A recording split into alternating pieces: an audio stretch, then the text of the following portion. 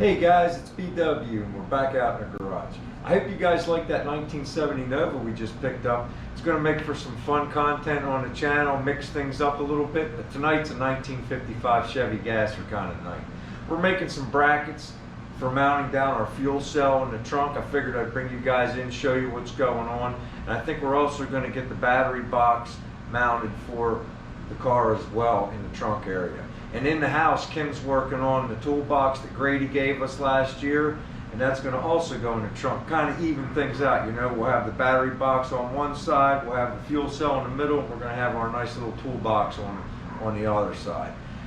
Repainted it, and I can't wait to show it to you guys. We had it in a hammer silver, it just didn't look right. We got hammered black, it's got its own color. As a matter of fact, we're going to use that same color on our heater core box now that we've seen how cool it is. I'll show you guys that too. Let's check it out. All right, so first of all, I wanted to bring you over and show you what's going on with the fuel cell.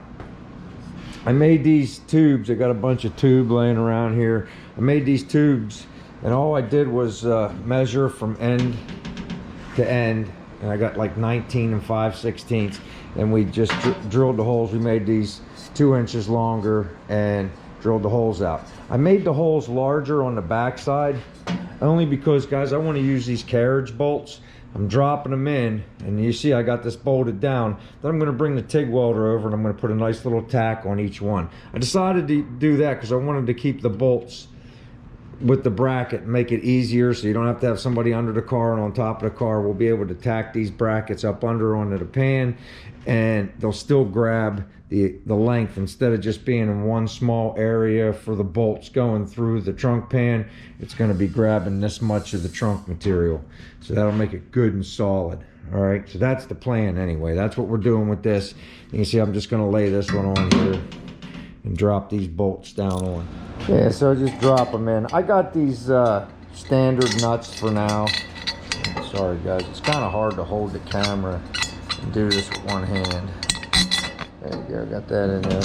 You know, I got these standard nuts just for mocking everything up. But when we mount it permanently, we're going to put nylocks so we keep it nice and firm, so that the bolts don't rattle loose or anything like that. All right. And you guys get the gist. That's the basic. I'm going to put these nuts on, snug them up, put tacks on all 4 of the lag bolts. I like the idea of the lag bolts and the tack because that way I don't have to worry about a washer on this side because of the head of the carriage bolts nice and big, plus they're all threaded up the whole way through, so we got plenty of room. All right, now when we put it in the car, with the tank on the top of the pan and these underneath, I got these pieces. Howie Mook actually recommended them. They're trailer ramp bump stops. I think I showed them to you guys. I can't remember. I won the live stream, but I machined them down because they were really high. So we machined them down to about a 1/2 inch. And what I did was I froze them in the freezer overnight. Recommendation from my buddy Bart. And they got really hard. And then we went ahead and we cut them in the lathe. Check it out.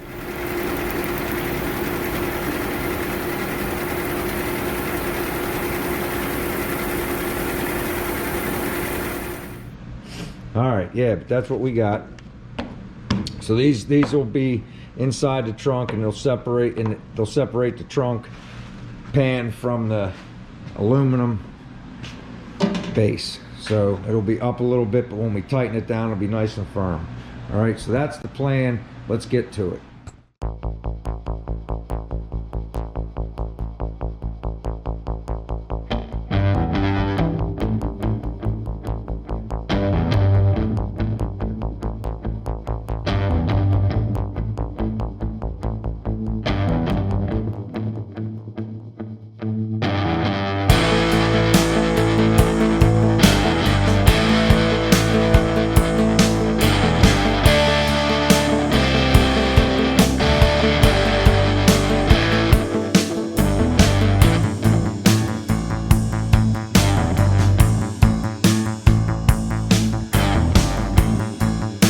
Alright guys, it's kind of cramped back here, but I figured this is a good time to bring you guys in. I drilled this side first And I cut our rubbers off right here, because if you guys can see, the metal comes down like this, and it was gonna make things topsy-turvy even when I folded it down. So I put the cut right at the bottom of the swell of this stamping, and it's good. I did it front and back. I bolted this down tight because I had to drill this front hole where this reinforcement plate was for the old gas tank. The drill bit would have walked off, so we wanted that side nice and tight. So that's what we did, and then we punched out the 2 holes. All right, so it's ready to go. I can leave these discs round. I'm gonna put these in, bolt it down, and then I'm gonna put 4 tacks on the bottom. Then all I gotta do is lift the tank in and out as I please. But like I say, we'll lift it out after we get these mounted. That way we're ready for our Raptor liner. I'll probably leave the tank in until we mount the battery box and mount the toolbox bracket right here. All right, that way we can kind of eyeball where things are going to be, and then after that we'll pull everything out, and then we'll start masking off for our Raptor liner, because at that point we're going to be done welding on our floor. We're going to be done drilling on our floor for the most part. But there will be no more welding once I spray the Raptor liner in here, okay? All right, guys, well, we got the brackets welded on the bottom of the pan and the studs sticking up through. When we go to put our Raptor liner on there, we'll just mask them off, all right? Man, I put little tacks and then took everything off, and it still burned up on our rubber a little bit. And it smells an awful lot of like tires on the pavement. You guys know the smell. I'm like, what's that smell? I just put little tacks, but it put a little burn on them. But they're cooled off now, so I can I'm gonna just set the tank back in for now. Tomorrow we'll work on putting the battery box in. We got to find the center point and run it in for the frame. They want the bolts for the battery box to be attached and go through the frame, so we're gonna go ahead and do that, bring it up to code. I guess it is rule 8 or something, I don't know. Just in case. I mean, this is more of a have fun car, but you never know. If we want to go to the track, we want to be righteous. And then I'm also going to work out a plan for the toolbox that Grady gave us to put on this side to kind of even things out. I'll make a little bracket, because you got a little hump right here, so I'm going to have to lift it up just a little bit. Some kind of a bracketry right here. So we'll figure out what we're going to do with that. And plus we want it to stay put in the car. All right, so it'll kind of even things out. And then we'll take that back out, because Kim's in the house working on it now, and she's going to put a bunch of little goodies on that for us.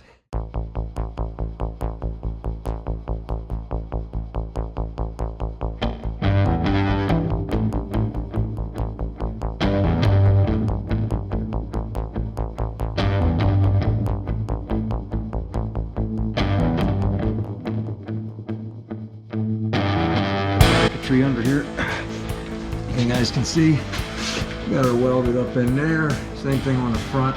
We'll clean all these other welds off and we'll recoat it with paint. But I like holding that. Look how much surface we're grabbing instead of just one small area to hold the fuel cell in. All right, dang man, for all you new guys, take a quick look at some of our past handiwork. I'll put a link down below of how we did a lot of this stuff.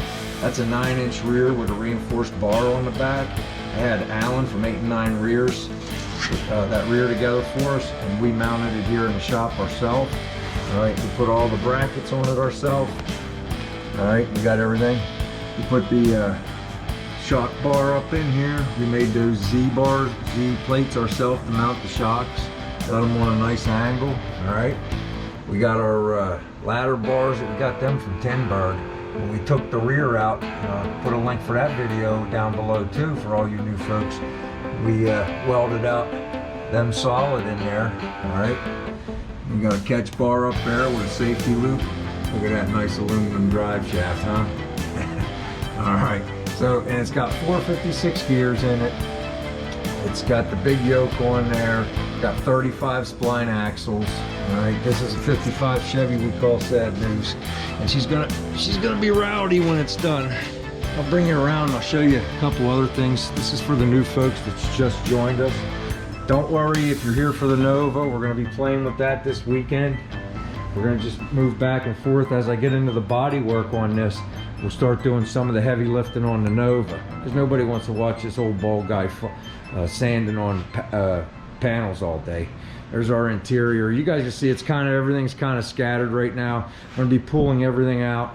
We're just finishing up all the welding and drilling on this floor, because we're going to pull everything out and wrap the line, the whole floor and trunk area. Okay, you got a TKO 600 transmission in there, 5-speed.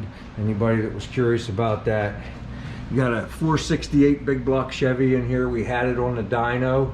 It revs out at about 6,000 RPMs, and it made 500 horsepower. At 4,200 RPMs was the maximum torque, and that was 510 foot-pounds. All right, we got the Nickies frame up front, so we'll go through it some more, but I encourage anybody that's new, go back and look at some of the old videos. I'll put a few that we referenced right there down in the description. Just kind of catch you up, man, see what's going on, because we're going to be jumping back and forth from 55 to the Nova, try to keep things fresh, try to keep me fresh. All right, so I'm going to get this tank put back in. I'll bring you guys back in tomorrow. We'll put the battery box in, take a look at that, and then we'll see how we want to mount that toolbox. All right, we'll pick this up tomorrow. Okay guys, it's BW here. It's the next day. We're just getting ready to start installing our Taylor aluminum battery box into the trunk, and the job started just as it was getting started. No big deal. Let me show you what's going on, and we'll work through it. Not a problem. Remember yesterday I was telling you guys how they like to have the battery box mounted to where it bolts through the frame. The all thread that they supplied for us is not going to be long enough to accomplish that. Okay, so this is like 13.5 inches long. You got about 4.5 inches if I was to run the tape measure to the box for you guys, just to give you an idea. You got about, I guess that's about 4.5 inches of all thread that would come out. And remember, you're going to need a little bit coming through the lid too to secure those wing nuts. Then you come down here. I got some lighting for you guys so you can see. And just to give you a rough idea, 4.5 only comes to about the halfway point of the frame. So we need at least another 2.5 inches. We'll just call it an even 3. I might even go a little longer and let it run wild and cut it in the shop.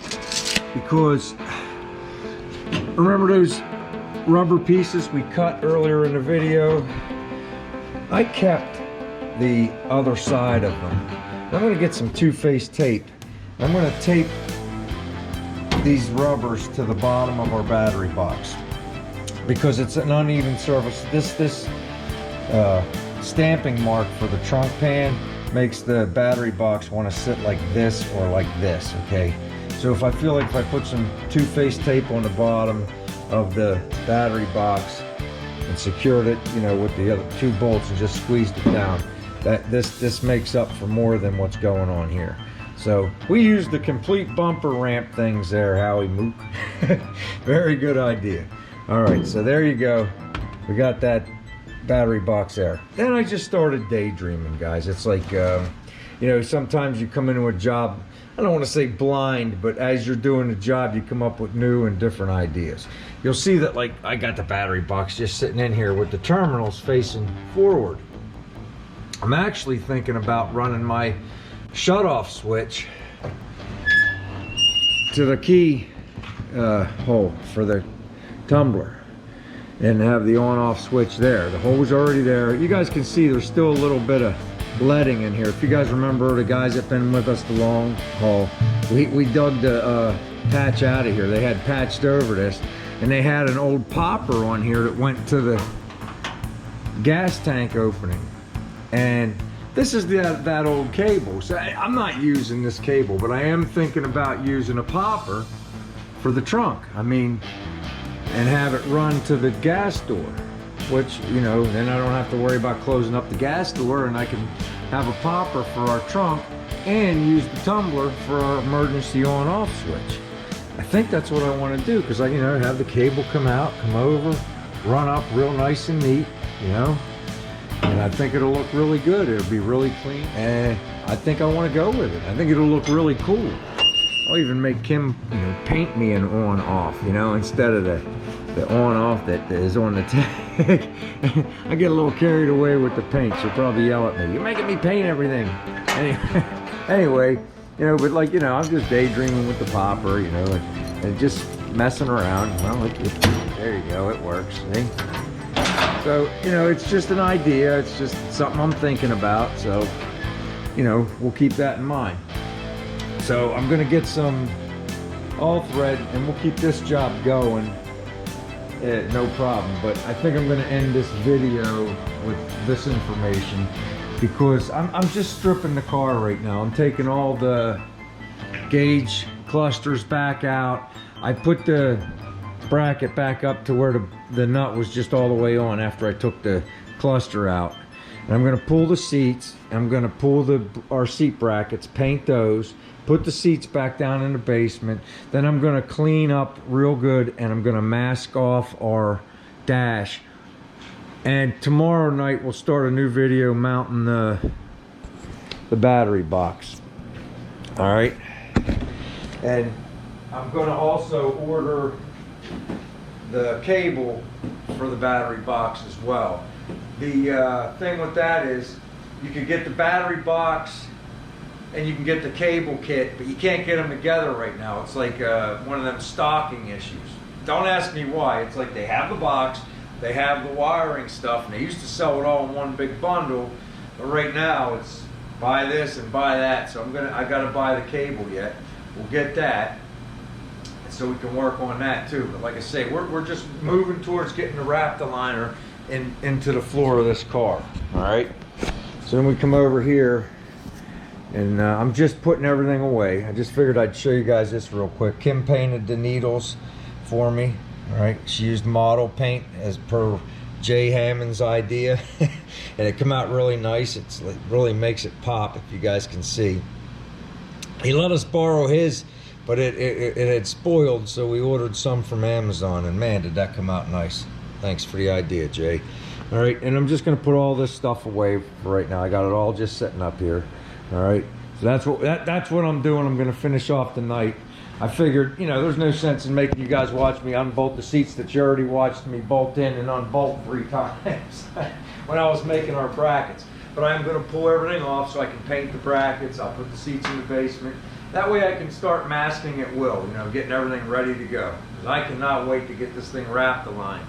I wanted to let you guys know too, I got the stuff to put the back window in. You guys know I have the quarter windows, and I'm gonna put them in. But I also bought the stuff to mount the back window. And I'm gonna pull, that's the only piece of glass I had with this car. It's kind of like it didn't have much. It had a heater box and it had a back glass. Now, is the back glass any good? I'm not even sure, guys. It looked okay. I figured I would just pull it out, clean it, and as long as the edges aren't clouded, maybe we'll put it in, all right? The glass man, you guys ain't gonna believe this. The glass man does all the glass work for my buddies down at their shop that's down the street. You met Kevin and Mike's been in my past videos. And their glass guy has a really cool 63, I think it's a 63 or 64 Nova Gasser, but he's turning it back into a regular car. I think he's thinking about selling it, but he wanted a rear. I still have the rear for this, the original stock rear, and he got a hold of my marketplace, and he's like, "Hey, is the rear still for sale?" And I'm like, "Wait a minute, aren't you such and such?" He's like, "Yeah." I'm like, "Man, just come get the rear. I'll give it to you. Just help me put the back glass in." You know what I mean? So that's a future thing. All right, guys, well, I think I'm going to end the video here. I get the rambling on and on and on, but I like to tell you guys everything, the little cool backstories and stuff like that. Like I told you guys earlier, I'm just going to continue on tomorrow. We'll pick up a new video. We don't want to get them too long, right? All right, so if you haven't hit the subscribe button yet, you're new to our channel, why don't you guys go ahead and do that? And if you hit the like button, that would be helpful too. All right, so until next time, take care, everybody.